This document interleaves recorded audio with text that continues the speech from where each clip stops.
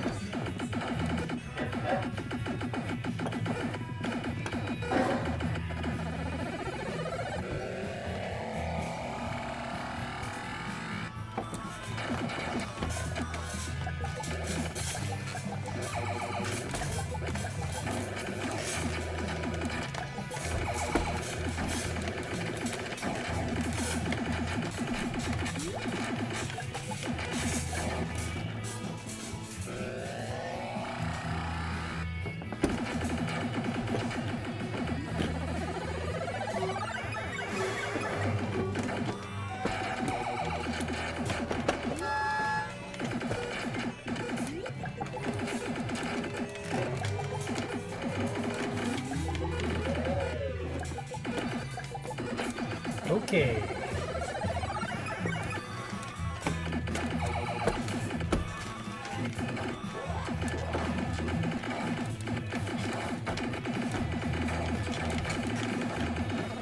Okay, I didn't want to save any humanoids that round. Anyway.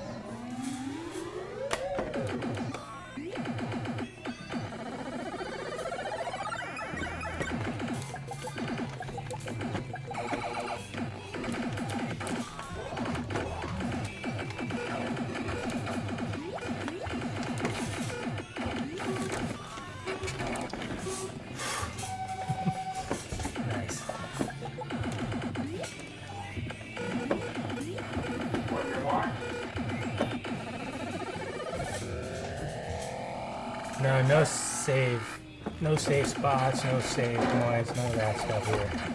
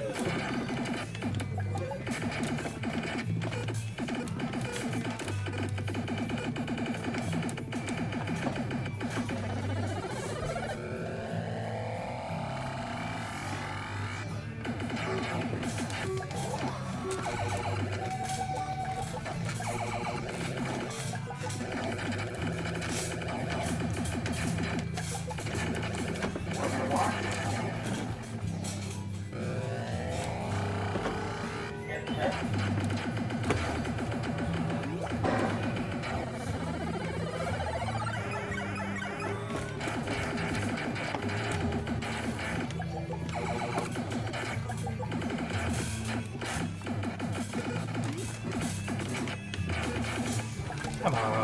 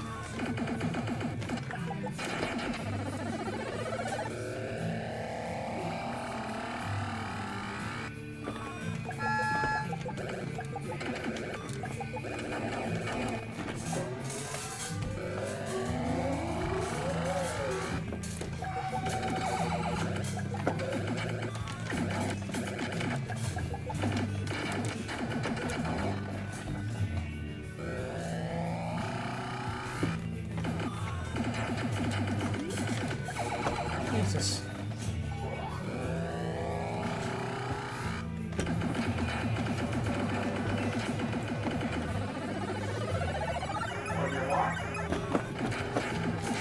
What's up, Robbie?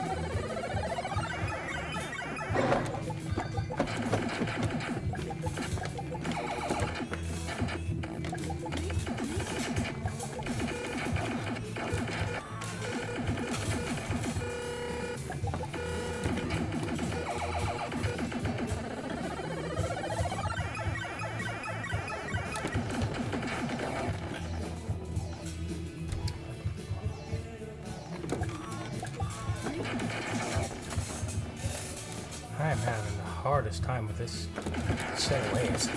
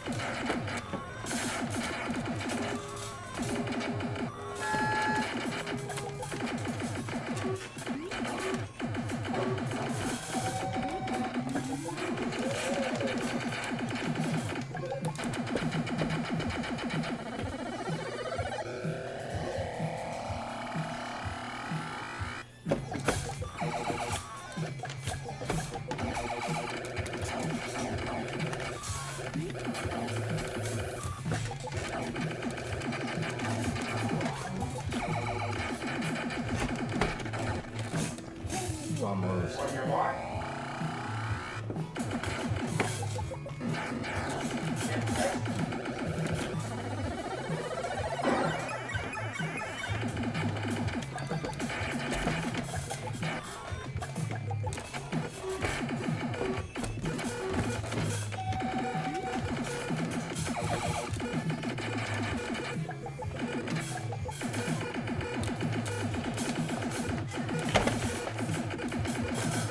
stuff.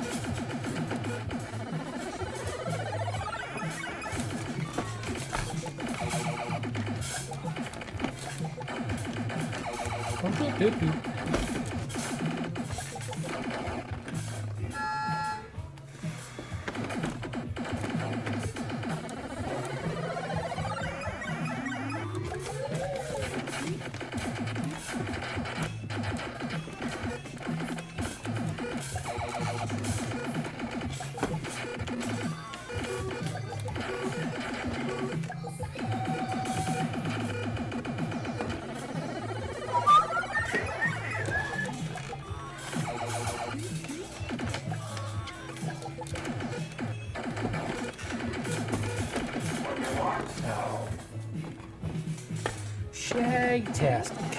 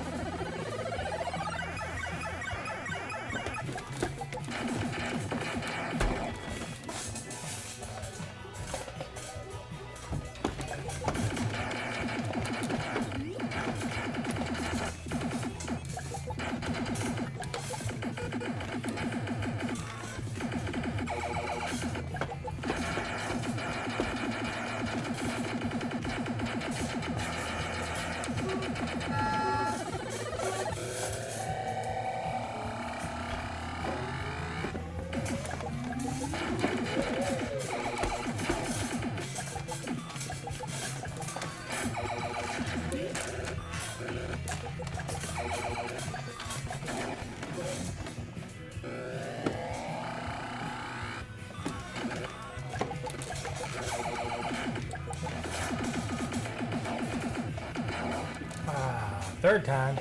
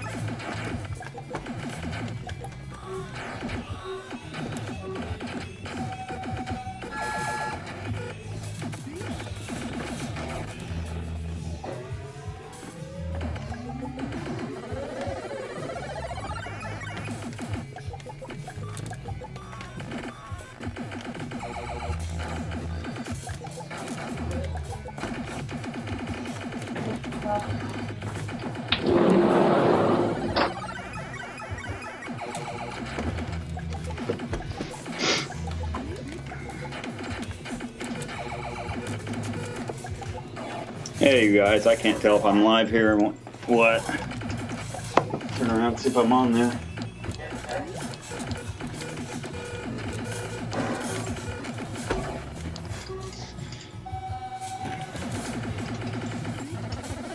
Hey everybody, can you guys hear me out there?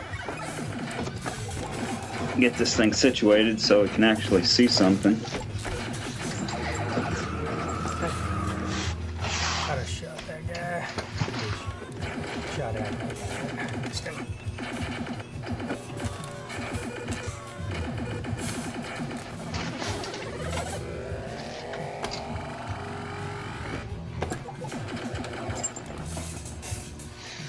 All right. So I take it you guys are saying yes, sir, to me seeing here. This is kind of new. I stole the kid's iPad here, and I can see 4 screens of play. So I've got my computer on back here. This is just my machine, but I've also got it set up to where I can see the chat. And I am Mark Hoff, and I'm not a master Robotron player. But in 2011, I got interested in playing it again. Of course, I saw it in the arcades back in the 80s. I'm actually one of the original Twin Galaxies arcade people. I worked on the scoreboard and stuff. Didn't have the money to play it back then because it's just way too hard. Plus, I was like 14 years old and didn't have the mental capacity to do it. But I got curious in 2011 after a friend drugged me to Milwaukee to a gaming event, and Eugene Jarvis was speaking. And this is pretty bad, but I didn't realize Eugene Jarvis was one of the bid kids. Of course I knew who the bid kids were, but when he spoke, if you heard him earlier, he's kind of a technical genius, and he says really funny Southern California crazy phrases that you can't really predict. And it kind of drew me in, so I wanted to learn about the game. And somehow, that turned into a website, and then meeting the developers, and all these cool people. So here we are. Let's see if I can actually see what's going on some of the screens. I know this looks, for the people that don't know classic arcade gaming, this looks just like pure chaos, and it probably doesn't make any sense at all. Let's see if I can actually see the screen better here.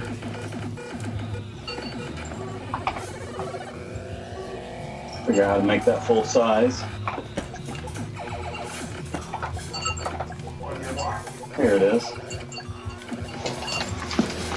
Okay, so I'm looking at the Twitch stream from a computer. Hopefully it's the same thing you guys are seeing. I don't know how this delay is going to work, but Ken House, who I have up on the main screen, is ridiculously good at Robotron.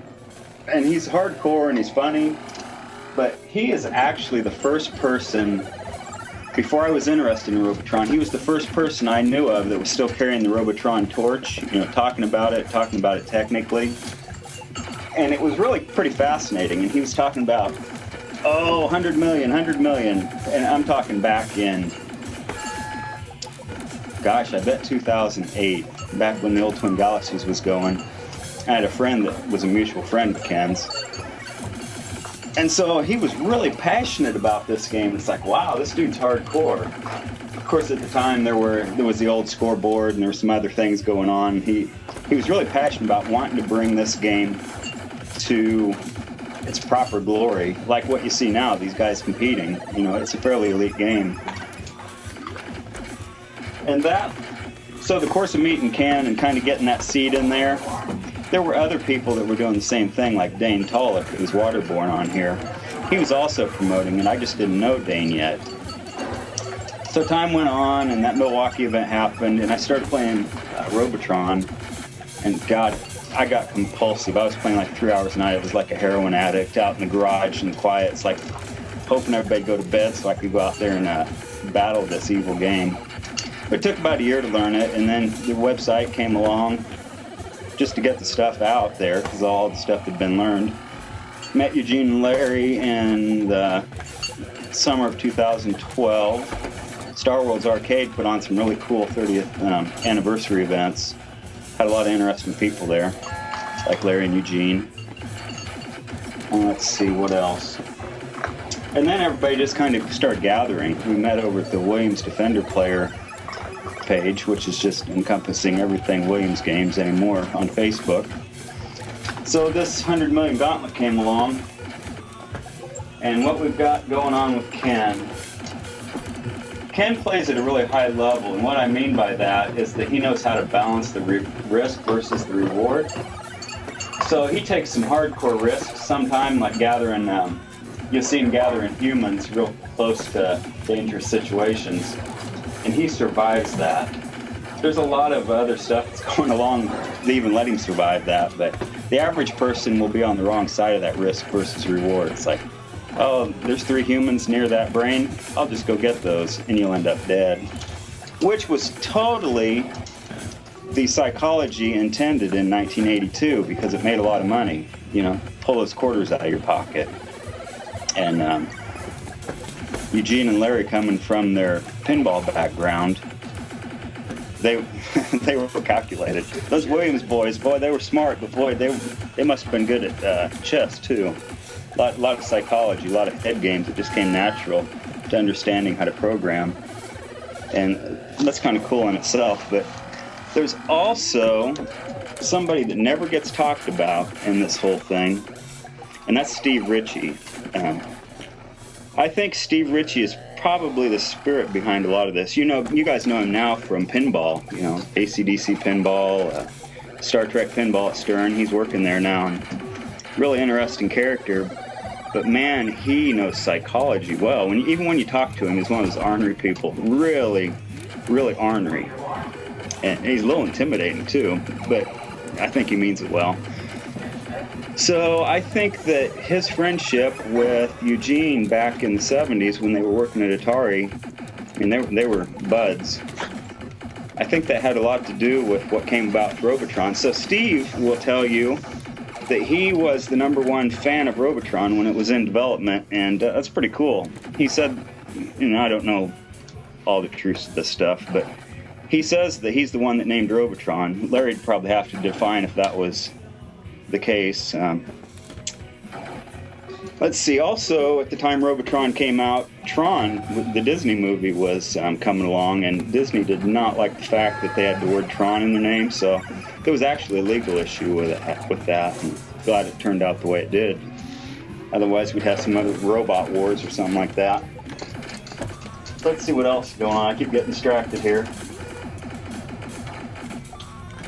Looks like Ken's at 25.8 million. I can't see his wave number, but that's probably, I don't know, 2. He's got a mixed variety. Those grunts, the red guys, they come in hot and they keep you pushed around. You kind of have to get rid of them quick.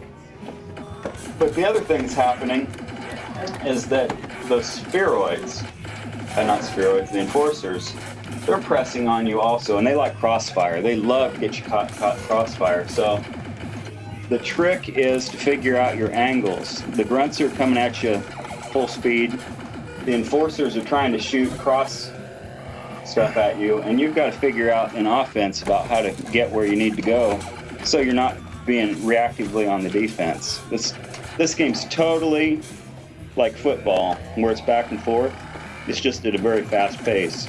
There's offense and defense, and it looks like it's all defense. It looks like you're reacting all the time, just twitching, but that's not the case. You'd be dead pretty quick if you were purely reacting. There's a lot of subtle offense, and that comes in the positioning of the player within the arena. That's pretty much like a gladiator, you know, in the Coliseum. You're stuck in that arena, so you have to use every tool you can.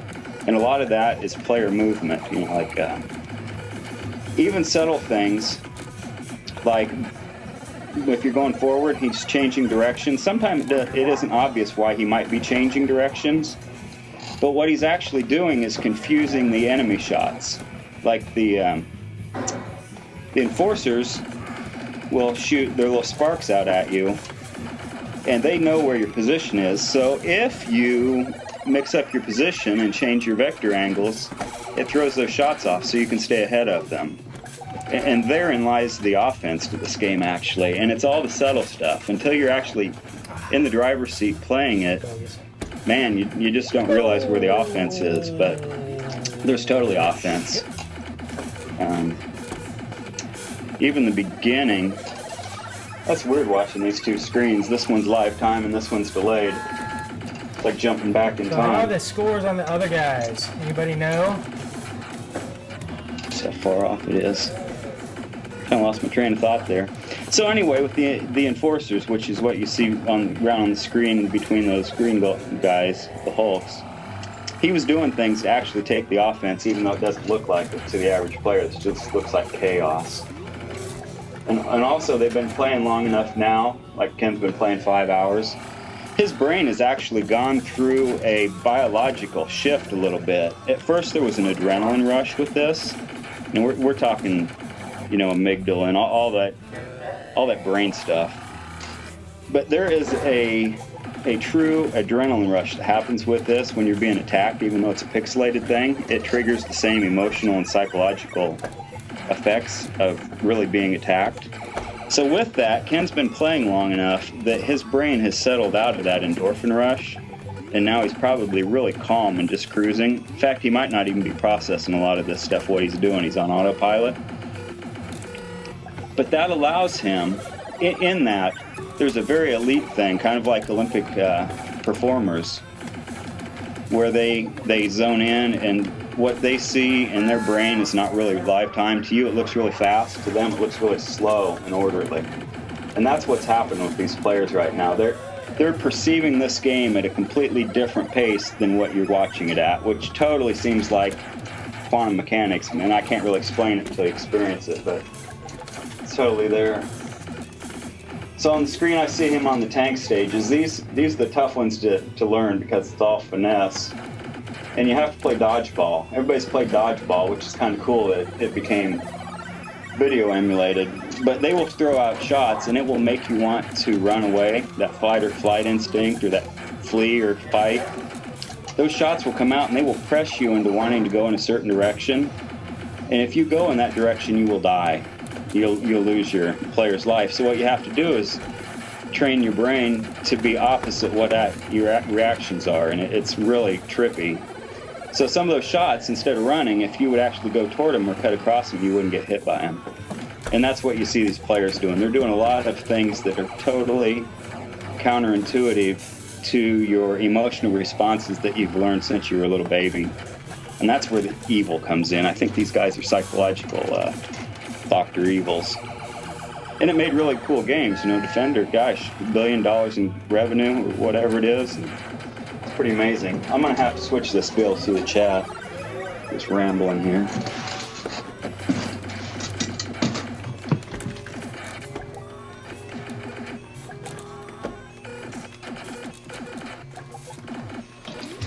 Okay, what do we got here?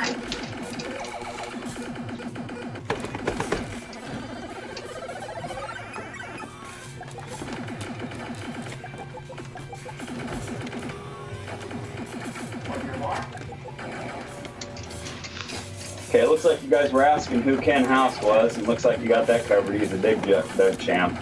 But he has a cool arcade out in the Pacific Northwest. Of course, I got my Seattle cap on here. So I'm a fan of the Pacific Northwest. But he does a lot of stuff in classic gaming, not just Robotron. He's quite a nice leader in that. And plus, he can probably beat most of us up, so you have to be nice to him.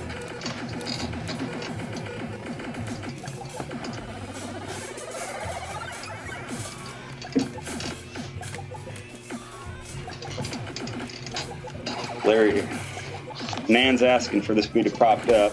How about that? I don't really see any questions here. Let's see, Larry's getting ready to get kicked out of chat for getting rowdy. Oh, Larry had a link to an original 2084 marquee. Stop. Nothing like having the daughter's beagle here. She warns everything. You want to go in? Let me let her out. I think it's a dog kennel around here. I really am a hillbilly in the sticks. Alright, so Larry has some good inside information here. That'd be cool to see the marquee. I'm not even sure I've seen that. And for the people that just tuned in, it says it's 4:26 here Central Time, so that's still early in the day out west, 2:27, and it's 5:30 out east. So I probably have some new people, but this is pretty cool. Larry there in the chat, he's one of the original designers of this game, along with Eugene Jarvis. And if you're not sure who they are, I bet you've probably seen their games before. They were fairly prolific in the video games, but they were also involved in pinball. Of course, you know, back here I've got my pinbot on just for effect. I got the pleasure of meeting Python Angelo last couple of years before he passed away, and then really became impressed. He was a really interesting character. So anyway, I have one pinball in the house, and it's Pinbot, and that's purely for a Python's memory. Plus, it's fascinating to just dig in and look at the artwork. If you guys haven't experienced pinball before, especially the young people, go out, and even if you have to drive a couple hours, find one of these new pinball places, even if it's in like the lobby of a movie theater. Try pinball. It's worth it. That's where all this stuff started from anyway. So let's see what the chat says.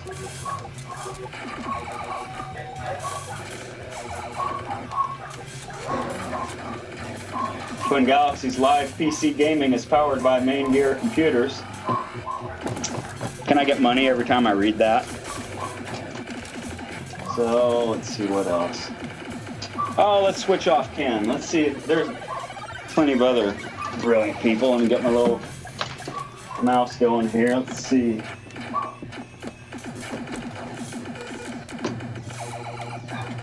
I have to scroll over, so I'm not quite sure who it's what. Oh, Greg. Okay.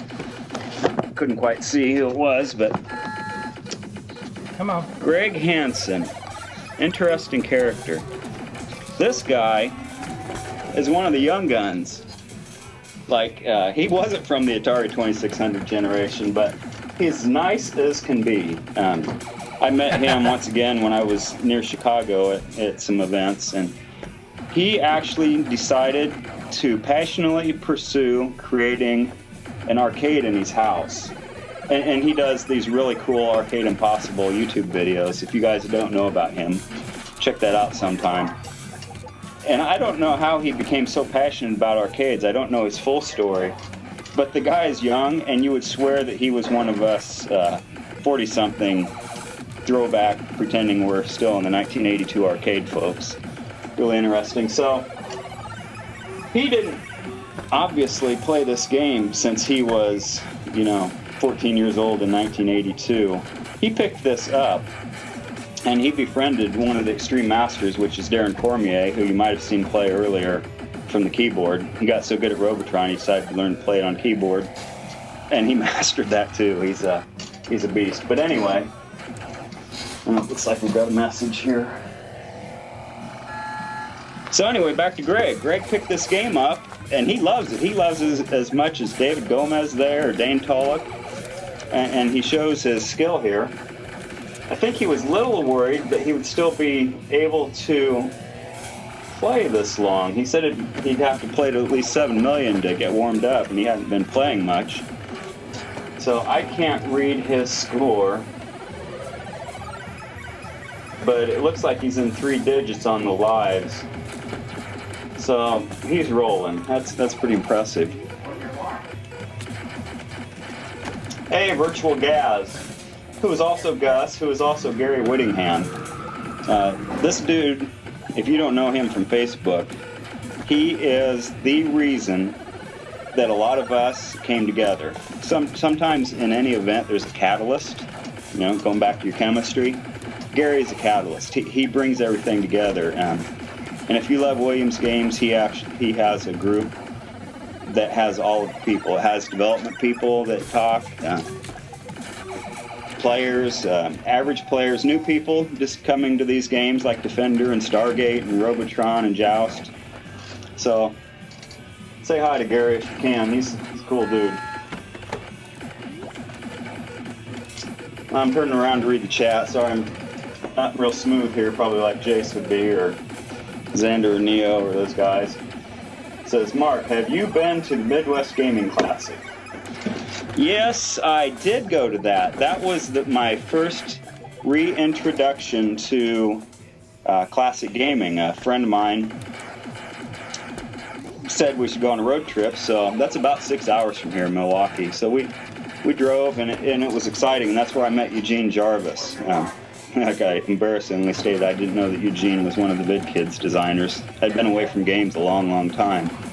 You know, I'm solidly from the Atari generation, the old black and white games from the 70s, all that, but I'd just been away for a long time. So I loved that event. We actually went the next year. My wife went, but it was at the time when the place got so busy that it was a little bit claustrophobic. So we have not been back, but that's quite a spectacle, that place. Once again, for new folks that are in the Midwest, if you are anywhere in proximity to Milwaukee, or you can be in Milwaukee, that's a must-see. If you like pinball, video games, there are some really elite, interesting people there. And boy, it's busy. You would think you were in Southern California, as busy as it is. Let's see what else it says here. Yeah, Darren is awesome, man. He's real cool. You would not know that the dude is the extreme wizard he is. I mean, he knows math, physics, all this stuff. But when you meet him, he's super duper quiet. In fact, the first time I met him, I think he was sandbagging. It was June.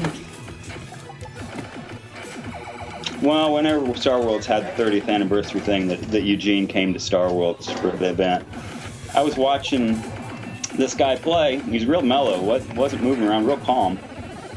And I was talking about the game, and I think he had a few 100,000. It was playing on a bad emulation of the game, so it's a pretty hard version of the game. And we were talking, and I said a little something, and he said about 3 words maybe. No, this would have had to have been well before the 30th anniversary. This must have been the year before. Anyway, he was real cool and mellow about it, and then I find out it's Darren, and then I realize how good he is at Robotron as I got to know him, and so then by the event where Eugene visited and was honored for Robotron, Darren was on it. Boy, he'd learned Robotron, and funny story about him, there were 3 Robotrons in this event. Also, if you're in the Chicago area, you should check out Star Worlds. It is an authentic neighborhood arcade that is still there. I think they were established in 1985. In fact, this weekend they would be celebrating an anniversary. I think they're having a party too, so check them out if you're in the area. But anyway, what was I saying?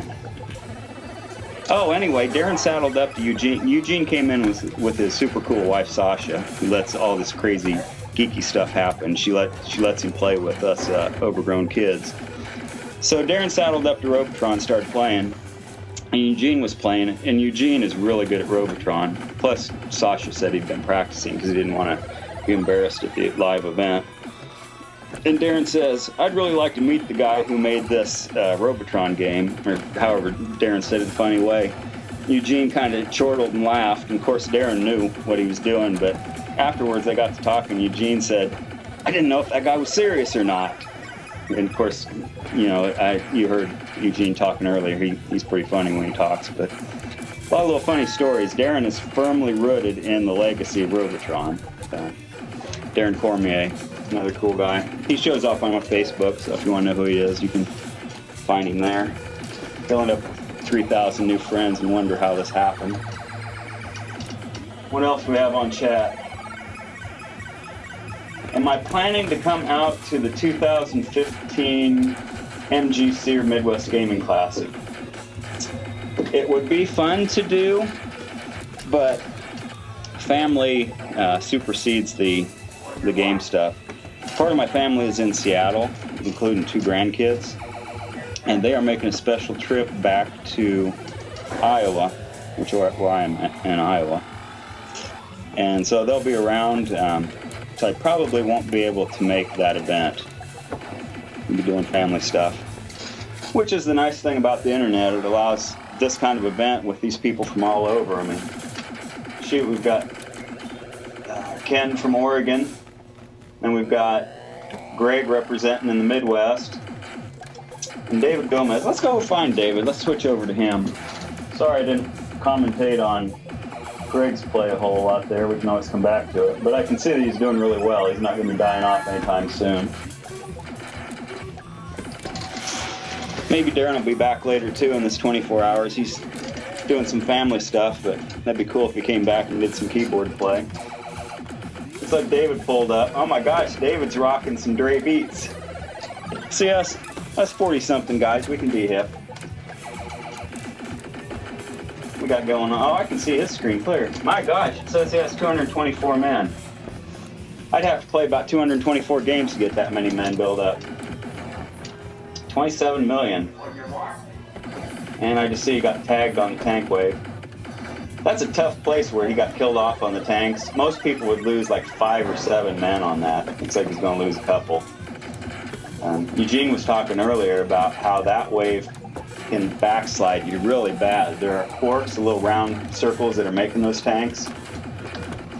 When you die, those stupid quarks come back and they can spawn a whole bunch more tanks, so you can just keep backpedaling on that wave. It's the kind of wave that would make you want, when you're learning, it's the kind of wave that will make you want to punch something, like a marquee, and then you gotta think, oh my god, that'd be expensive to replace it. Why don't I not punch it? Just that adrenaline fix, so. One of the last events, I think I jokingly called David the Iceman because he had run his men down on purpose, I believe, and then he had to build them back up. And so he played a couple of times where he went 2 or 3 waves without getting killed when he was at 0 men, which is crazy. Most people can't handle that mental game. It's a psychology game. Most of what you see here at this level is a mental game. They've had these chops for a long time on being able to survive this game, but this game can get in your head. Once again, I was talking about that psychology where it's the design is almost evil when it comes to psychology. It messes with you so much that it makes you keep coming back. So if you want to see smooth, go over to David's stream because he makes it look easy on a level that's really about 3 decades of practice. And I probably shouldn't admit that he was really nervous about this performance, and I think he's been playing quite a few millions of practice because he wanted to really be able to impress the audience. I knew he'd do well. I think it's funny that he's got Dre Beats or something on, though. Mr. Fashion. Looks like he's rocking a cool goatee as well. So on the screen, I see that he just finished one of the grunt mob waves. That's one of those waves where they just try to overwhelm you with the masses. In fact, if you go out and Google it, you will see common references by Eugene talking about, it's one of the most famous quotes you'll see when it comes to Robotron and the development. They'll talk about how they kept turning the numbers up to see what the game was like. And he's talking about the grunts. On wave 59, 79, any of the odd waves that end in 9, that's the most amount of grunts on the screen. It's like 101, or it's something ridiculous. And David's real smooth on that. Because he's so patient, he can get those grunts to bulk up because they're trying to chase the player, so it's offensive things. And he'll let the grunts bulk up based on where he's at, and then just circles them, and it's like the Old West, circling when the Native Americans were circling the wagon trains turned upside down. That's about what it is. It's like he's on a tank wave here. I'm looking at the computer, so I'm assuming I'm seeing the same thing you guys are. Ace commentary, love it. I'm just rambling. I'm glad you guys like it. I actually work in the software business, and we just had a brutal 2 weeks with software deployment. So I'm kind of brain dead. Let's see what else we got going on. So about David. So Ken's out in Oregon. He's one of the long-term players and probably the main cheerleader for the game. Back when it wasn't even fashionable to be playing it again, he was still talking about how he wanted to do the 100 million stuff. We talked about Greg Hansen out in Rockford, who does the super cool Arcade Impossible. YouTube videos. He doesn't just love Robotron. That boy loves about everything. It's pretty impressive. Neat guy, and he's really well spoken. One of those kids that's charming when you talk to him. Has a nice smile, and he kind of laughs a lot. Really easy going. Then we've got David down in Texas. He's in Houston. I haven't seen David wearing a cowboy hat. He probably needs to represent a little better for the Texas thing down there. And he's the Iceman. Let's go over to Dane. Dane's a real interesting cat. I'll get my little mouse thing going here.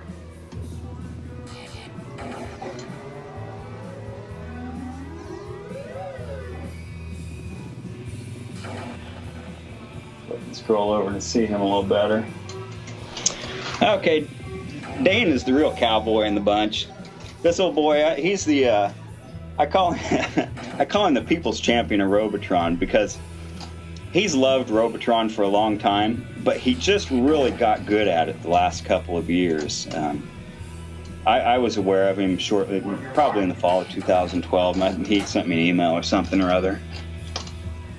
When the website came on in like May of 2012, and that kind of helped be a lightning rod for finding people. And so anyway, Dane was still learning, and he has some really entertaining YouTube videos out there of when he was still learning the game, like trying to get 1 million at various difficulties. He's colorful when you listen to him, but when you watch it, it's kind of like an old Rocky movie. And Rocky, for the new folks, is Sylvester Stallone. Back in the 70s, he was a franchise of movies that he was the underdog that you had to love. He got beat up a lot, but he also won enough that made you really love him. Interesting character. Anyway, Dane is that character. He's a funny cowboy that he's got some bravado, and he'll give you a hard time. And we've kind of been able to watch him learn Robotron through his YouTube videos, where you can see him almost succeed, and he wants it so bad, and you can hear him vocalize it, and then he'll get cut short right at the end, like, trying to get 1 million on maximum difficulty, 997,000, and he gets shut down. And it's just classic. There's a number of them out there. I wish I knew what his YouTube channel was. It's probably something like Waterborne. And he's actually a marine biologist by trade, which is interesting in itself. It's kind of hard to see his screen. I'll try to look at it a little closer, but one side note, when I mentioned that Dane is a marine biologist by trade, I think it gives some real credibility to what this is. Now, obviously, a lot of us are, helpless geeks here. I mean, I grew up in the Atari age. I can let my geek flag fly, and my wife just is chagrined about it, I'm 46. I probably shouldn't still be liking games, but I do, and the kids love them, I heard Eugene Jarvis talk about the ubiquitous nature of mobile gaming back when he was giving his speech for the Star Worlds event, which is online. You can look that up and see everything he said. He's the president of Raw Thrills. He's very in the know with what's going on in the climate. But gosh, I lost my train of thought on that. Oh, so anyway, you would stereotype games and game playing as people that aren't, adept socially or competent mentally, whatever, the stereotypes that are out there that you can watch on any TV show, the funny stuff. But the truth is, there are some really interesting characters out there, and the people that are drawn to some of these games are very, very high IQ. These are intelligent people, and so what I'm tying in here is that we're at Twin Galaxies Live right now. And, that's no joke, because you have a leader there, like Jace Hall, who has taken over Twin Galaxies from Walter Day and, that whole legacy of people who've been involved. Really talented people. Like, Richie Knuckles has been involved, still is involved and stuff. So you have some really high-level people, and it gives some credibility to it if a person looks beyond the stereotype and really learns about these individual personalities that are still in the gaming culture. It's pretty interesting. Dane would be welcomed into any high society event, I'm sure. So we can morph around, but that's pretty cool. So look up Dane's videos on YouTube. He's a lot of fun to watch him almost succeed. And then there's some videos where he does succeed. And if you watch the ones where he doesn't succeed first, you know, you can share in that emotion with him. Stereotypes are for wusses. Yeah, I'm guilty of stereotypes some too. You know, a funny story. Gosh, this is way off base. I don't even know how many thousands of people I'm talking to. I only see 9 on the Twitch thing, but I'm sure it's a lot more. So we have a rough part of town, and I was driving with my grandkids and daughter the other night. We'd gone out to have some pizza, and a car in front of me that was like a stereotypical ghetto cruiser had a whole bunch of car keys hanging out of the trunk, you know, that was left in the trunk thing. And they were driving through town. It's like, my daughter's like, oh man, you think we should say something? It's like, oh, he's going to lose his keys.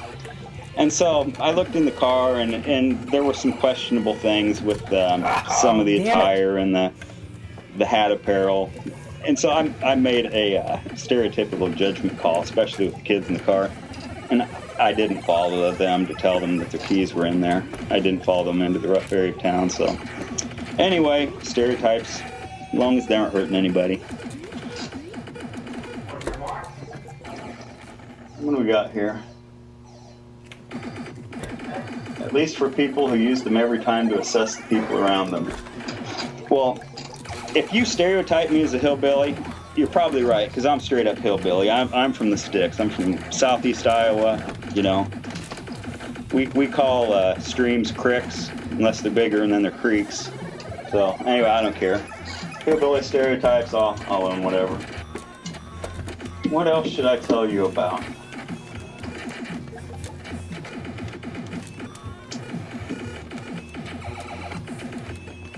I can't hear anything on there. I see Dane waving, so anyway, I don't have any sound going on. I don't know why this iPad doesn't make any sound. Maybe it's supposed to. Honest to God, I've never used this iPad to Skype before, but I don't see any volume on it. I'm just in the Skype window. Yeah, let's do one. No headset detected. Well, anyway. So I can't hear you guys if you're talking. Oh, there's Dane. I see his face on the Skype channel. Dane, you need to have your cowboy hat on. You know, that really cool pinched one? You totally should have that on. You look like a total rock star when you're wearing that thing, especially with the beard. Quick break for a snack.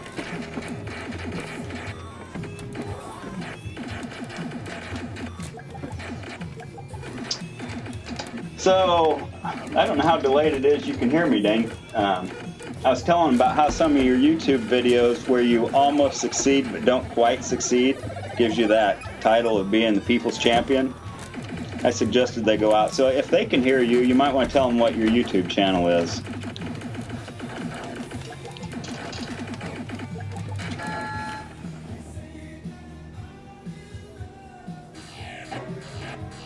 And can somebody type what Dane's score is? I can't see his screen from that angle. I can't tell what his life count is, or waves, or score.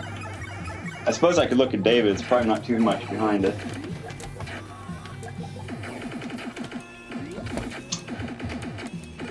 Fast Mac R asks, are all games dedicated originals?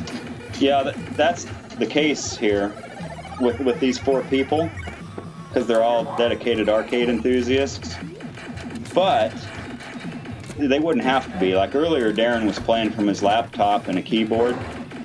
The neat thing about the Robotron community is that although there are purists, like Dane's pretty hardcore about it, everybody is welcome to compete with what you can, because the real truth of it is that arcade games, physical arcade games like you see here, were heavily distributed and marketed in the US. To a lesser degree, they were in England, France, I think Italy had a lot of games. But once you get out as these main marketing hubs of game transferring, you know, like the LA areas and the Houston areas and the Seattle areas, the places where sales happen with the old coin-op stuff, it's pretty hard to find games.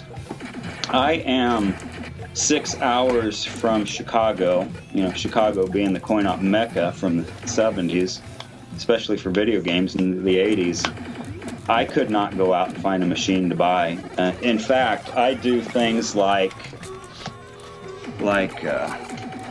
you can see some robots. I make my own machines. I make them smaller so they're easy to carry, because it's just impossible to find a real machine. In fact, what I keep looking at, that's a homemade machine. I've got MAME running on it and an LCD, and the purists are probably dying. But with these events, we want people to, you know, we want humans, or the men playing in this, or women, to enjoy the battle of competing against the code and the game code. And so that really goes far beyond just saying, oh, are you playing on an original machine? You can, it's really cool if you do, but that isn't a requirement. And actually, if you guys are curious, especially some of the new people, you could go to WilliamsPlayersUnite.com.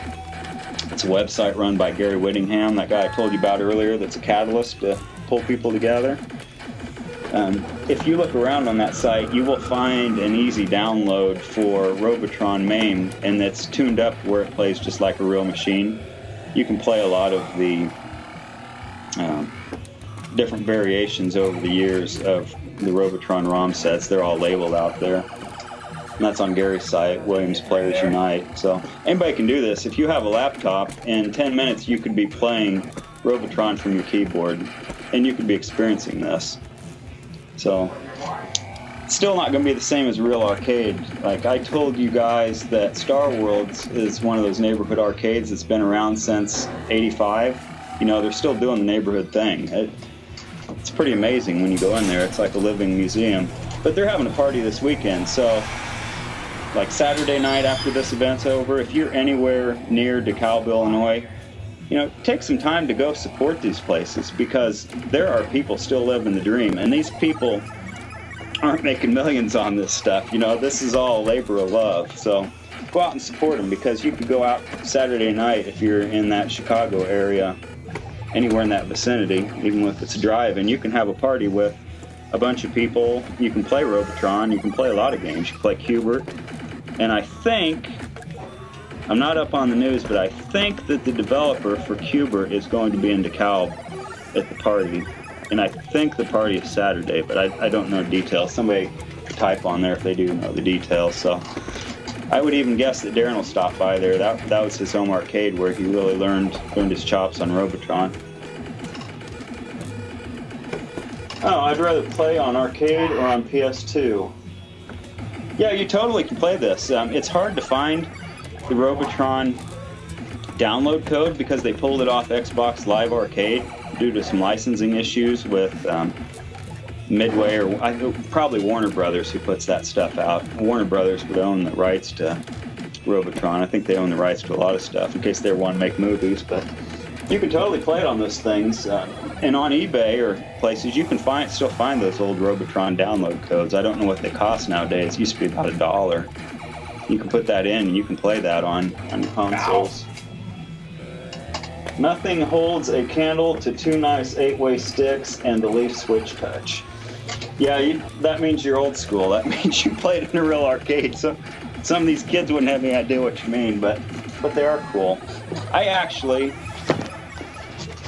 not being contrary or anything, but I had new old stock Wicco sticks, and David's sticks fell apart, so I sold my sticks to David here this fall so he'd be able to play here.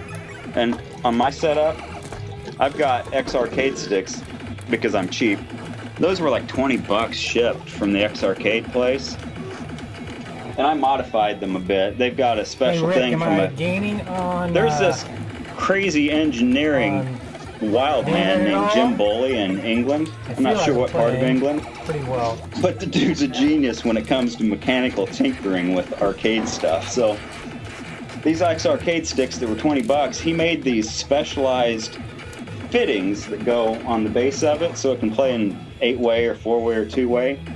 But the stuff is super slick, so I think actually if you tried these sticks, you would be shocked at how smooth they are. They don't have that old leaf tension thing that you're talking about. That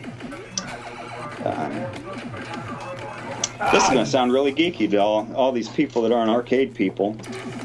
But when you're playing games from the 70s and 80s generation, the interface, we didn't have Kinects and things that you could do other stuff.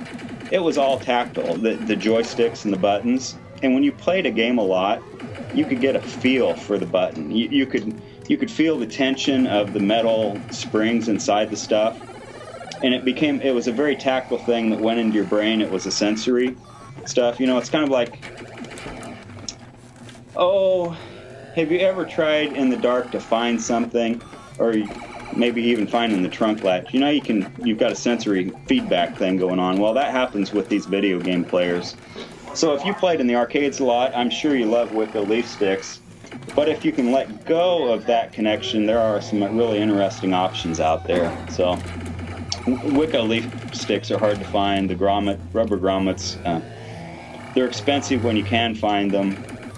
They do go bad, but all these guys are running them, except Ken. And Ken's actually the one that turned me on to the arcade sticks, the X-Arcade sticks.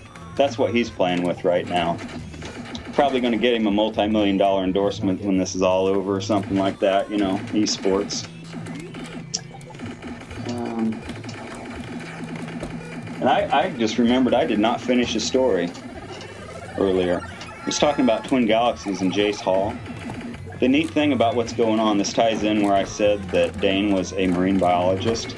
Jace Hall, if you listen to him, he's passionate. He can expound in great detail about his vision for where Twin Galaxies is going to bring people together and become esports, electronic sports, kind of like physical sports like track and field or real sports. He perceives, he straight up believes it too, that, and I believe him when he says it, that electronic sports has great validity in a culture, especially with the amount of game playing that occurs. You know, the iPad generation, the kids, when they are are getting socialized for this touch stuff. You know, they know how to swipe, they know how to make things bigger. It's interesting. So gaming is the first portal of this technology that these kids are getting introduced even when they're 1. So it is a global phenomenon, and I think Jace is right, but it's electronic sports. So what you guys are witnessing right now is a form of electronic sports where people are coming together from, in this case, all over America, but it wouldn't have to be. There were some other people who wanted to play, but it just didn't work out with the streaming stuff. This can be real. And granted, nobody's going to be getting Marshawn Lynch level money out of endorsements and such. You know, shout out Oakland or whatever. Or beast mode.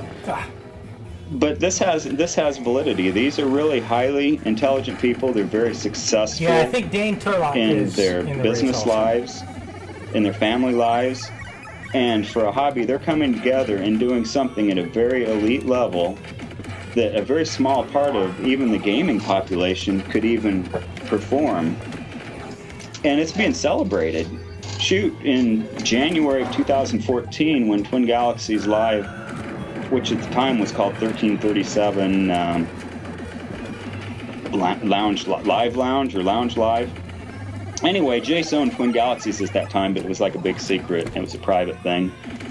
But anyway, when they streamed this in January, there were over 200,000 people that watched Ken House reach 100 million points for the first time in modern history that we can verify that it happened on one credit.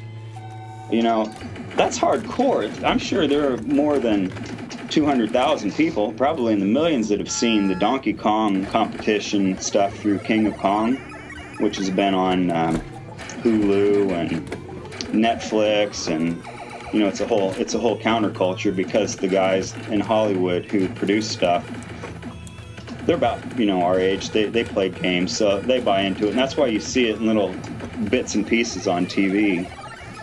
Shoot, I saw this guy was making big swords. I was flipping channels last night, and sure enough, he's talking about drawing dragons, and they show Atari cartridges. Like, I can't remember what games now, but it was the dragons that were drawn on the front of Atari cartridges. So it's totally pop culture, and it is ubiquitous. It's all over. It's immediate. So I think Jace has something important going on, and you guys, they're part of this. You guys are experiencing a bit of history here. I mean, this is what Jace is going to do. And granted, some people have no clue what's going on these old classic arcade screens. It's probably totally mind-blowing. It looks just like a bunch of stuff. But this is going to branch out to the new things, and I don't even know the names of the new games. It's like H1Z or something that Larry was talking about earlier. But this can be everywhere, and now there's an opportunity for it. I mean, you're talking straight up hillbilly from southeast Iowa, and we're on a Twitch channel that's a really big deal. It's got patented technology, and these guys who are elite, but they're not famous people like Billy Mitchell or Ben Gold, who won That's Incredible, you know, that you can go out and Google. These guys are getting prime time in a cross-section of the media, and that's freaking crazy. Jace is cool. If you don't know him or haven't talked to him on Facebook or seen what he has to say or Googling, interesting cat. Better read this here and see. Let me go see what this says here.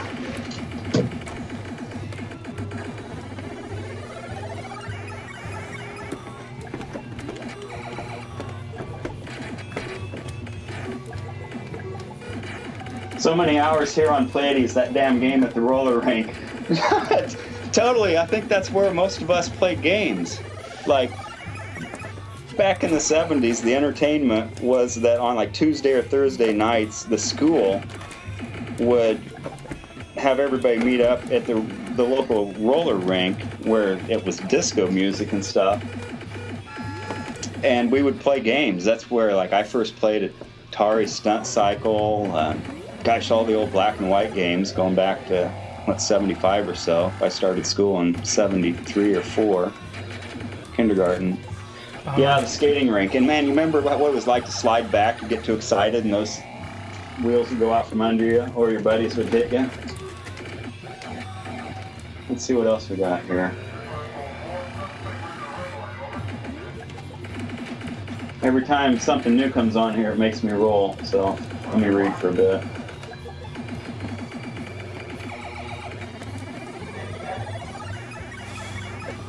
Speaking of Dane Tulloch, I found him.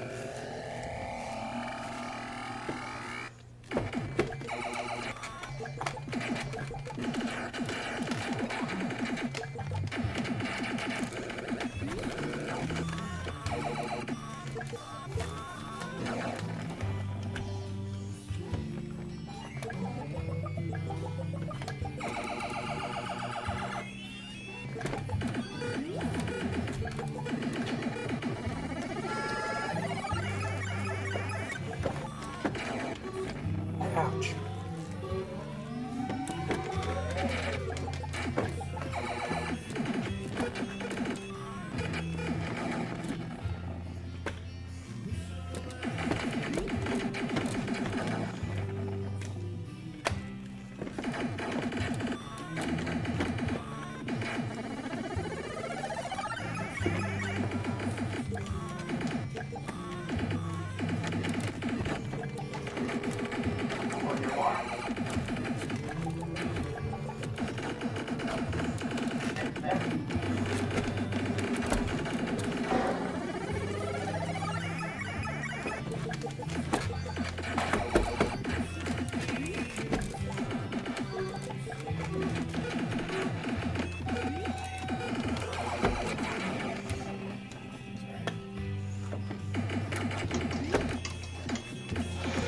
Hey, sorry about that, guys. I lost my Skype and the connection there.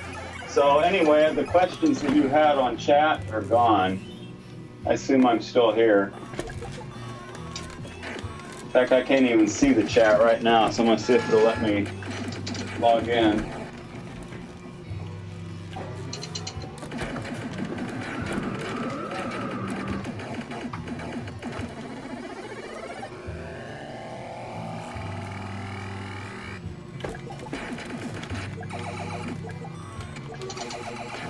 Reload that. Let me see if it lets me see it. That's what I get for using my old MAME computer. I don't even use this thing for real computing most of the time. Okay, it's trying to return.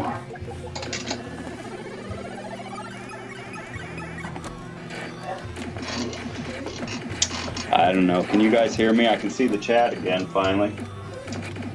Ah, there's Gary Whittingham, old Virtual Gaz. What time is it there, Gary? Is it like 3 days from now or something?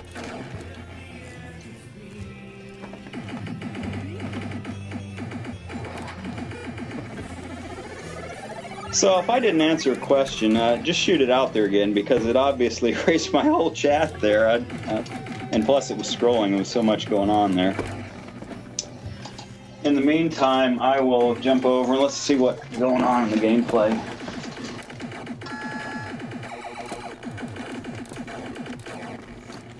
I can't see Ken. Is he still on there? Where is he? Oh, he's the main screen. I see.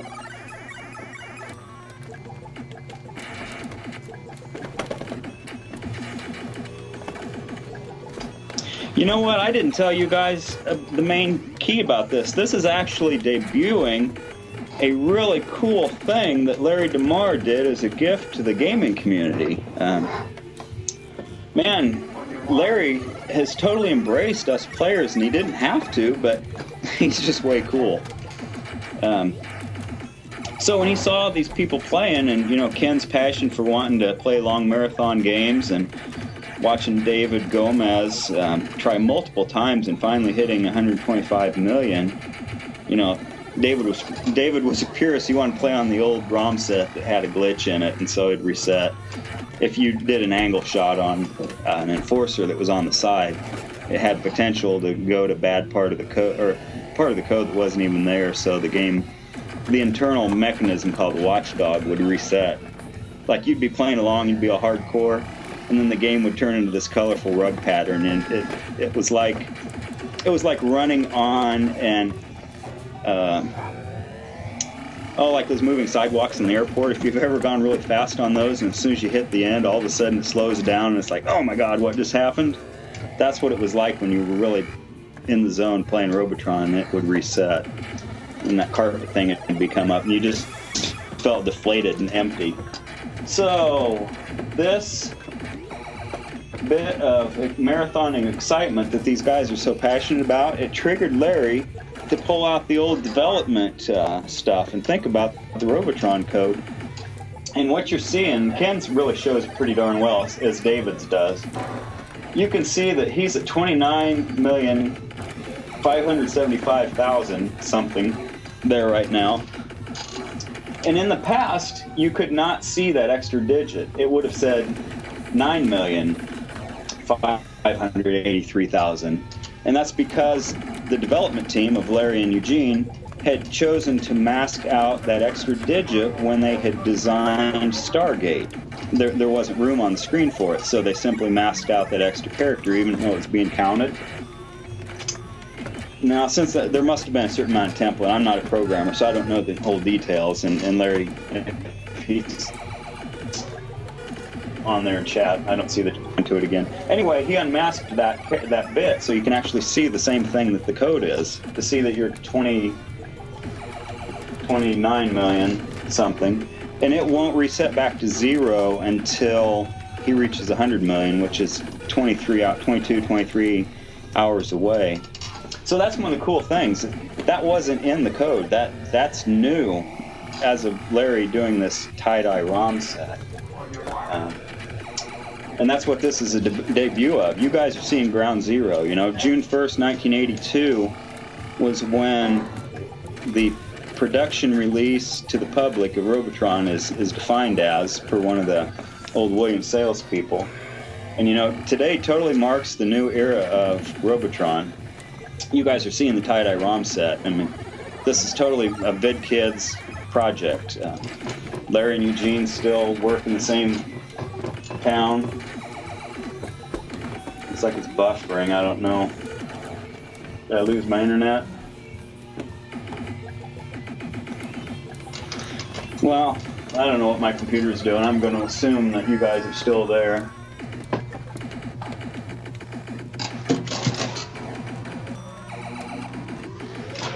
So this is the tie-dye ROM set, and along with this is the meager thing that they win. This is a Robotron Gauntlet shirt if they can reach like 50 million. I can't remember what arbitrary number we put on it.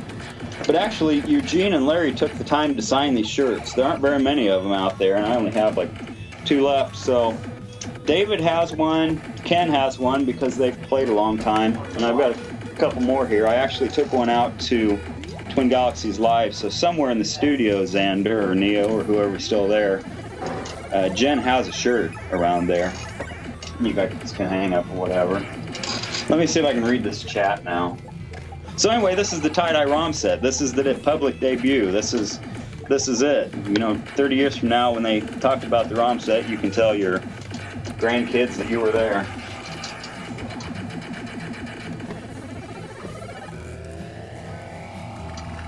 See, I gotta be able to read the chat here.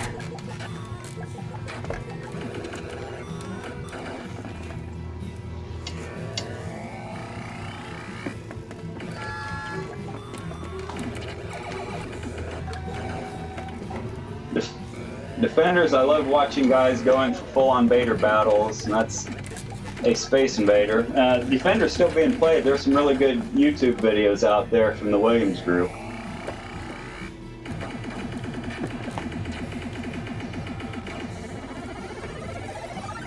Man, it's giving me a hard time about strolling here.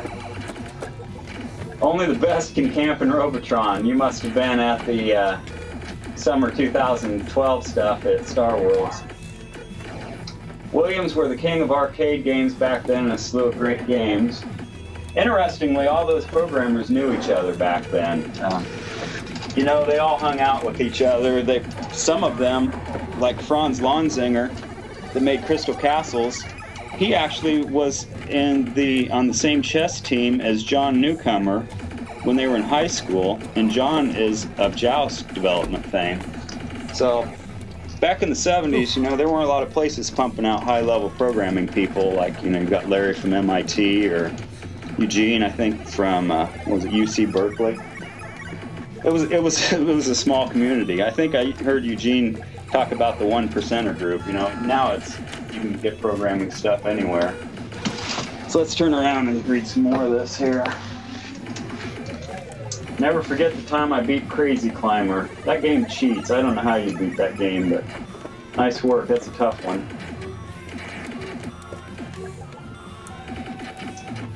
Black Knight. I had a Black Knight pinball for a while, and it went to Star Worlds, and it actually got played by Steve Ritchie. That was kind of a crazy thing.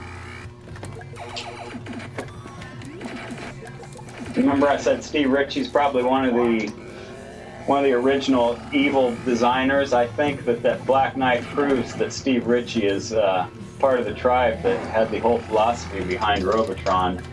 You know, with that Black Knight laughing at you when you miss the magnet save shot.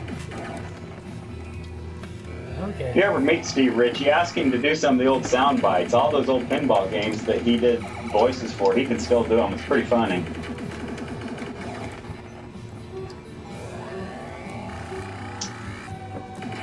Nice to find this gang here. Love these games. Back when the pizza place had 2 or 3, the bowling alley, my local Fuddruckers had arcade games. My kids just flip out for them. Yeah, it's definitely vogue. You know, you look at Stern Pinball, they're doing well. Pinball and these coin-op games have gone from being just a novelty to becoming a part of Americana. It's really become an emotional thing for people. Okay, it's this might be old. I can't tell the date. This is Fill Me In, who is Ken House. Ken House is a passionate video game player from Oregon, and he's kind of the central point for the Pacific Northwest players. Some really high-level players hang out at his home arcade, which they call Kencade. Some crazy good players. You've got John McAllister, who's Red Elf. If you like Robotron, you can go out to YouTube and look up his million-point games on the 5-man settings for Robotron. The 1.2 million point game, though, which is the world record for the playing with only 5 men, that's it, no extra men. It's pure perfection. It's calculated perfection. It isn't like what you're seeing now with the marathon. You know, they can afford to lose men and such.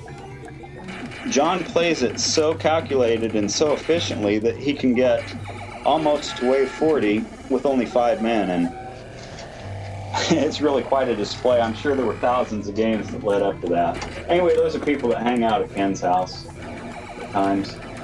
Mike Casper played last year. I mentioned him. He's a friend of Ken's.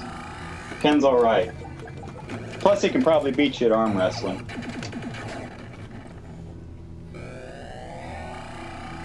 And I don't think Ken's arms fit in normal sleeve t-shirts because he only seems to wear cutoff stuff, so apparently his arms don't fit in normal t-shirts. On your mark. Okay. Says, I wish these kids today understand how amazing this game is. I think that's where you see Jace Hall coming along to show that. You know, Jace preaches the gospel of Atari 2600 and classic gaming all the time. You can go out and see that on the YouTube channels, and you know, that's where Jace is the right person at the right moment in time that's really going to take this to a new level, and that passion will keep this alive. It won't be forgotten anytime soon as long as he's doing it. A Space Invader says, kids nowadays would cry playing. This is a true story. My little brother, he's in Chicago. He comes back to my parents' house at the holidays, and he's got 2 boys. One's like 4, and 5. He's in kindergarten, 8 years old. So that's when we get the Atari 2600 and stuff out of the closet at my parents' house. It's kind of a big deal for my brother and I, you know, being totally geeks. We're totally 70s kids. So he wants his kids to like this kind of stuff, so he wanted to play Breakout, and if you guys are in your mid-40s, you know how important Breakout was. I mean, it was fun. There was a lot of time spent playing Breakout, and especially like Super Breakout, had the multi-levels and extra balls and stuff. So my little brother took the whole Atari 2600 apart and cleaned all the parts, all the switches. He took the paddles apart and fixed them and got it working. He was really excited, you know, showing this to his boys, the next generation. So my nephew, who's 8, who is a non-stop Minecraft player and all that stuff on the pad, you know, will get up and sit on the iPad all day if you'd let him. He knows about gaming, their culture of gaming, the 2015 version of gaming. So Michael gets in there, he's all excited to show him Super Breakout because it's like the greatest game ever besides Kaboom and Yar's Revenge. And my nephew was in tears after losing his ball about 3 times, you know, because the game is intending to try to end your game. That's the whole point of the whole coin-op philosophy back then. And he went out of the room in tears. This is a kid that doesn't cry easily, and he refused to play Atari for the rest of the break. So you guys have a long road ahead. If you've got kids you're going to teach to play these old coin-op games with their intention was to end your game early, these kids aren't getting that. You know, they're playing these adventures where they're going on long exploits, and it's about the experience rather than the longevity. And I'm sure there are some teenage and even college kids who are completely clueless what is going on the screen right now, and you just got to experience it. Let me see what else is going on here.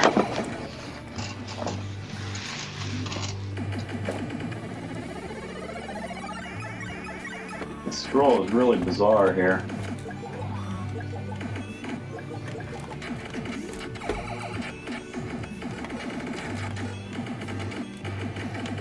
Yeah, I love MAME and what it does. Yeah, what I'm reading this from is actually my MAME machine. There's a laptop on the top. And that's your screen. I haven't played it in a while. I don't know what MLG is. Let's see, DK3 with the spray nozzle is one of my faves still, and the B-Flip kiddo loves it. Rom's rock. Yeah, Donkey Kong 3, that was played at a classic arcade gaming tournament. Was it a couple of years ago? Seems like the Donkey Kong players, some of them like Ben Falls, are really good at that game. It's interesting when you watch somebody good at these old games because it makes sense. I never really understood that game. I think every era has its share of classics, but Robo is the mother of challenging classics. That's Retro Shinobi. I think there's some pretty tough games out there. I don't know if Robotron is the top game. Let's see if I turn some light on there. Does that help? Sun's starting to go down here. Missile Command, gosh, a few games, but Defender's a tough one. You know, obviously it was involved. Sam Dicker, Eugene Jarvis, Larry DeMar were involved in that. Paul Dassault. You can go out and look up their names and see who was involved in that, but yeah, it's trying to think what to even say about these being hard games and defining what hard means.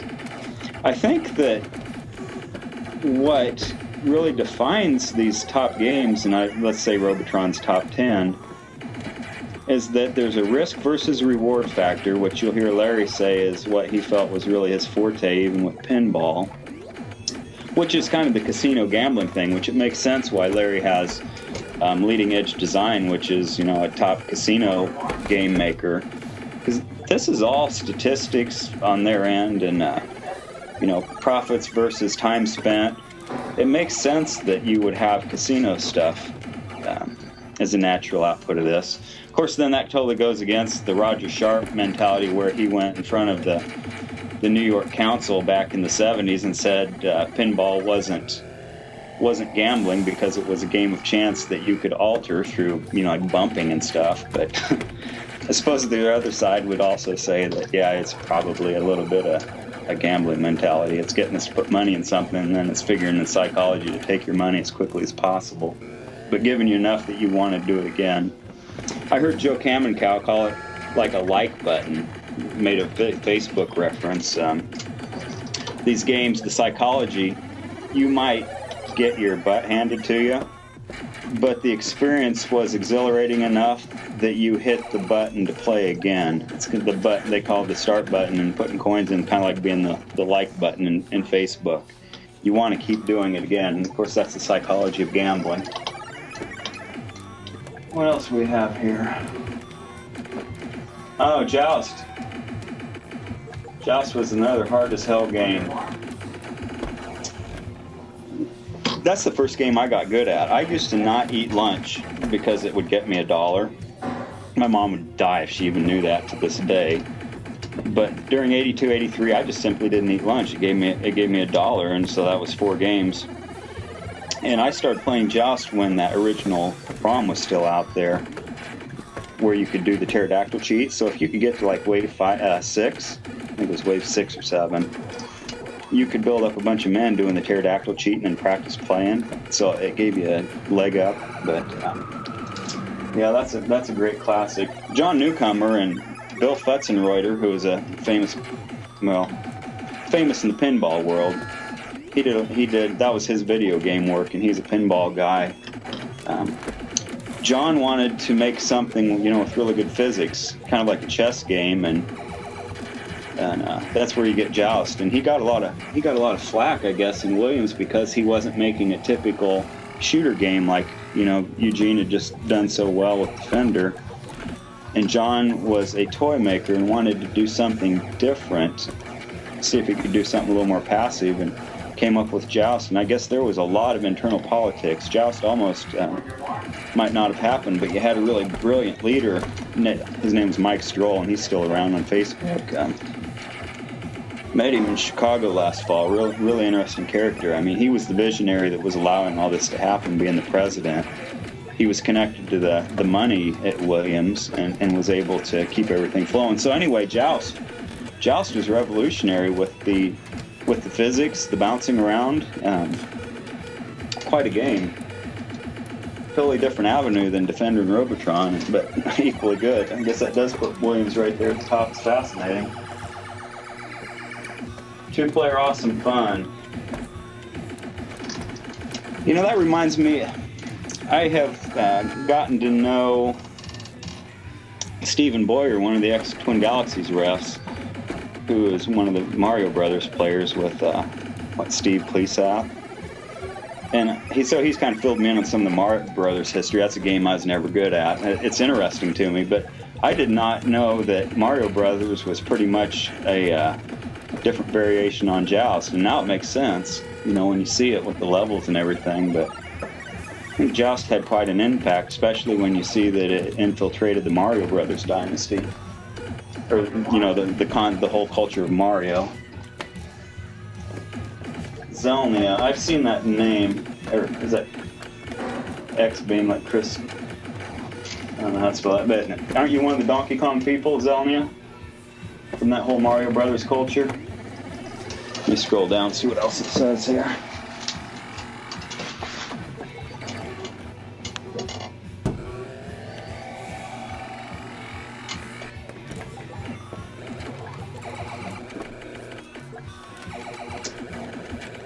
Yeah, for what we're doing as an exhibition, MAME would be just fine. You don't have to have a real arcade machine to play. Steve Shao Kahn voiceover. I think Steve still gets asked about that stuff. Steve laughs 4 times more than his Black Knight.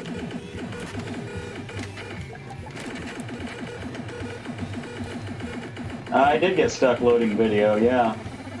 Robotron is for noobs. Yeah, totally. Robotron is just preparation for playing Donkey Kong.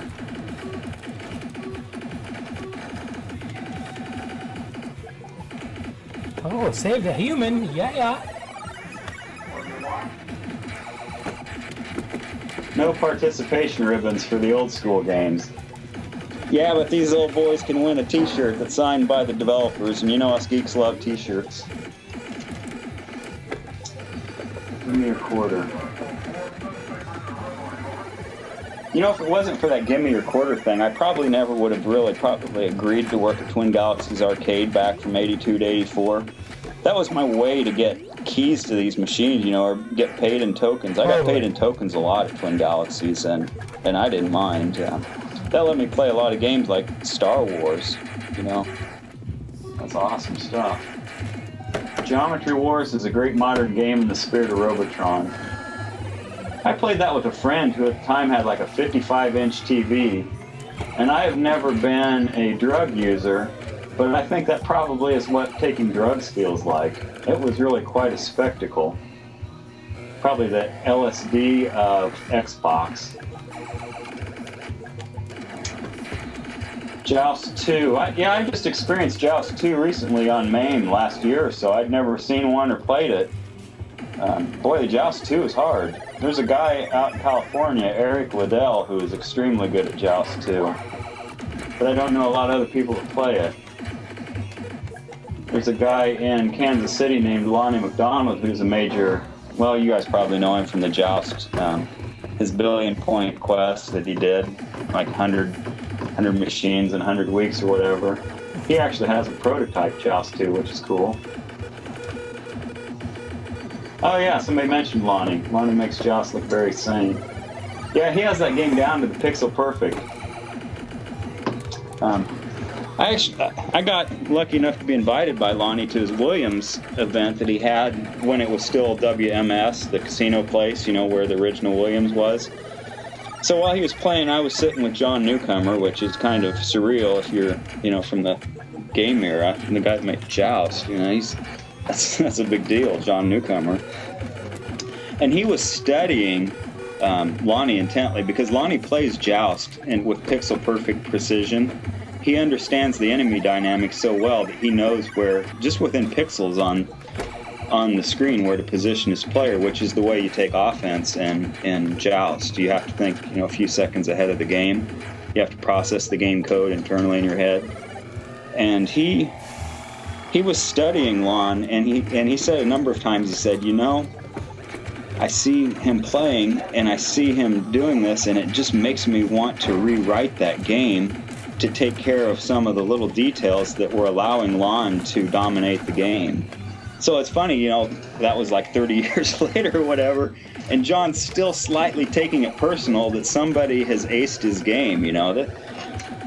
This is a real battle of chess. I mentioned Larry, you know, from MIT. When you talk to these guys, you can see in their eyes how brilliant they are. You couldn't take an average person like probably most of you guys watching or me, and we couldn't have created this culture. These were really, it's completely astounding that these really high-level programmers were interested in video games. Now, like with Larry, I knew he grew up near the Gauntlet family from pinball, so that probably helped sway him quite a bit, but it's pretty astounding. So anyway, with these high-level people, these were like their babies or something. It's passion with it. So you've got John Newcomer at a party. You know, we're sitting in Williams in their cafeteria lounge. He's watching Lonnie play at a really high level, and it's slightly irritating him that he didn't change the design on the game to where some of that stuff wasn't possible. So I thought that's kind of cool to watch. But these guys were passionate, and of course somebody like Lonnie, who is a technician. John could have done one design, and Lonnie would have figured out a way around it anyway. And here's my wife. Let me see what she's up to. Yes, dear. Well, we're on live on a Twitch channel, streaming to the planet. Do you feel famous now? What are you doing? Oh, yeah. Yeah, I can come off here. You just have to let me know where we're going.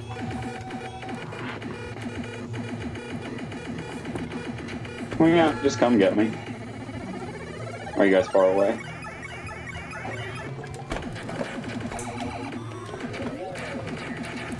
All right. Bye-bye. Oh, the 1982 arcade is slipping past me. I'm being summoned to dinner here pretty soon. They're coming to get me, but what was I talking about? Oh, yeah, Lon's a technician. If John would have designed something a different way, Lon would have just figured out over 30 years a different way to play it and beat it anyway. I mean, that's the chess battle going on, and it's pretty fascinating. We're going to get real cerebral here and philosophical. But these guys in the late 70s were taking ones and zeros in their assembly language in their little coding machines, and they were creating these visual artistic games that somehow triggered our brain to interact with it, and our emotions, our sweat glands, our psychology. You know, a game that can make you want to punch the wall. That's totally inside your emotional head. And so electronics somehow have transcended electronics, and they tied into our own internal chemistry and electronics. So it's pretty fascinating melding. But what it does is it makes a chess game. These guys making these games were designing something that they thought couldn't be beat, and using all of their intelligence and creativity, and like in Steve Ritchie's case, his evil genius, to really twist up the players and beat them. And so the players, like even now, 33 years later with Robotron almost, it's still personal, man. Ken House, you could not pay him $1,000 to quit this game early because he feels a deep emotional need to reach 100 million points and beat this challenge, as does David, as does Dane, and Greg, and Darren too, if he'd been able to stay, had family stuff. That's pretty interesting to me. If a person was taking a master's degree in something, you could write about that. How in the heck did an electronic bunch of ones and zeros in assembly language allow people to write a game that emotionally triggers human responses in a legion of people? And for most of you, I know you've not met Larry or Gene, but they are available at some events, if you can ever make it to an event they're at. Like, I believe Eugene is going to be at a Pittsburgh tournament in July. So if you guys are anywhere near Pittsburgh for that Replay FX, I'm told that Eugene will be there. The person that's setting that up there mentioned that. Eugene didn't tell me that. But anyway, if you go somewhere, meet these people, and when you talk to them, it's going to be a little bit odd because you're going to realize that on some level you know these people because you played a game that came out of their conscience, their psyche they created, and you're going to find you have some similarities in your interests, like physics or problem solving. Because, like people that like Robotron, there are going to be certain traits about your own lifestyle that you totally relate to if you talk to Larry or Gene, because they created this game, and this was their personal expression, kind of like music. If you like Led Zeppelin or Metallica, if you trigger with something about their lyrics or their music, or in this case games, you're going to find when you talk to them, it's like, holy crap, dude, I slightly know where you're coming from. And that's really bizarre to me. That's completely fascinating, and the average media doesn't even talk about that stuff. Doug, if you're on there, just bring like whatever. You watch old YouTube videos of news footage. They talk about bring me some black licorice. Black licorice. The money that was made, or the arcades, or how arcades are evil and kids aren't supposed to be in them. But if you really take it down to the deep technical level, man, there's hardcore psychology going on. How are we learning about people that we've never met? It's crazy. So I probably ought to turn around. I'm going to have to go in just a little bit. My wife is probably just a couple miles away. Maybe Larry or Gene, I don't know where they are, but maybe they can come on later tonight. And I'll try to come on a bit later. Yeah, Joust is like, WTF is going on, but once you figure it out, it's pretty tame. Look at me yelling. Sorry about that, guys. Who says pinball is gambling? Look that up. Look up the New York City Council and look up what Roger Sharp. Look up the man who saved pinball. It's a really fascinating story. In fact, Roger's written books, I'm sure, on that subject. Roger Sharp was another guy. He was in Banning at the Arcade Expo. Brilliant historian, and he's kind of seen as the patriarch of the pinball stuff. When you see the developers and the designers and the programmers, when they're around their own element at these public events, when Roger's around, Roger has a reverence about him, as does Eugene or Larry. But if you're into coin-op, Roger Sharp is a must-meet. And he's super cool, too. Defender. I don't know if you're out there, Gary Whittingham, but man, I sure wish you'd get your Twitch working. Is there any way, or your Skype working? Is there any way you can get Skype working? Because you'd be fascinating to talk to, plus you have a cool accent. You can talk Defender and all this stuff. You know all this stuff better than me. When I'm gone, you should try to get in here. I can email you Xander's contact info if you can get Skype running. Can't you, borrow one of the kids' smartphones or something? I mean, for gosh sakes, I borrowed the kid's iPad to do this Skype here. It was always awesome to catch the guy repairing a machine, emptying the quarters. We bugged them about the games they took care of. Run up some free credits. Yeah.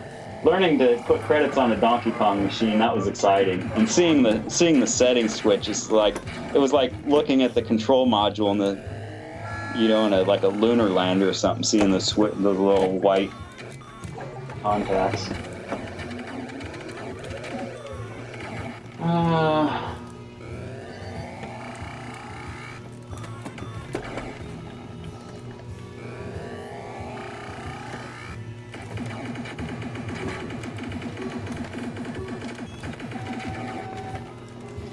Trying to scroll here, it's not making it real easy to scroll.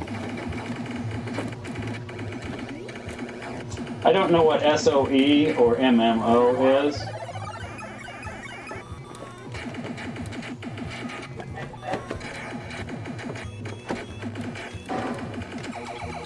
Yeah, it'd be nice if Eugene could get back on here a while at some point. He had a birthday this week. I don't even know I'm supposed to say this, but I suppose if you're on Facebook, you know, if you're friends with his wife, he turned 60 this year. So I'm sure they're doing some kind of celebration. I'd sure hope so. But maybe he'll come on and talk a little bit, or maybe Larry will. Everybody's got busy family lives. So Gary says, I'll try, Mark, but couldn't get it together yesterday. The laptop with the camera has a bad HDD. Man, go get one of those little tablets. You have to, with Max at home, he has to have a friend or somebody that has a tablet. You only have to have like an Android tablet that'll download Skype or whatever. You don't have to have the computer and the camera. Geez, at our Walmart, you can get a little tablet that does Skype for like $80. Take one for the team, Gary. These guys would like to hear from you. You are, well, I called you the